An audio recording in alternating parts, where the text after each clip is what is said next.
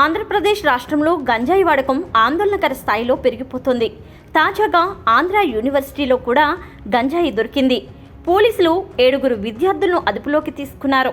ఉజ్వల భవిష్యత్తు ఉన్న విద్యార్థుల జీవితాలు గంజాయి వల్ల నాశనం అవుతున్నాయనే ఆందోళనలు రాష్ట్రమంతటా వ్యక్తమవుతున్నాయి.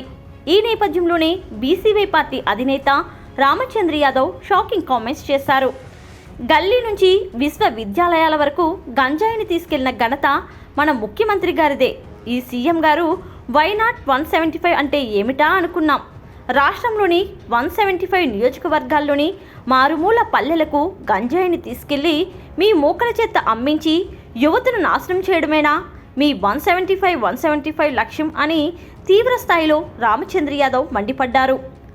అప్పులు, అన్నదాతల ఆత్మహత్యలు, తప్పుడు లెక్కలు, చెత్త పనుల కారణంగా దేశంలో బెస్ట్ సీఎంగా జగన్ నిలుస్తున్నారని వ్యంగ్యంగా కామెంట్లు చేశారు.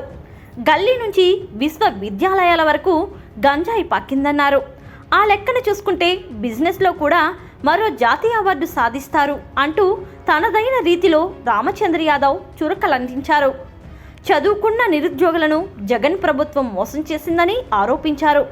ఇక ఇప్పుడు చదువుకునే పిల్లలు ఉద్యోగాలు అడగకుండా ఉండేలా వారిని మత్తుకు బానిసలు చేస్తున్నారని ధ్వసమెత్తారు.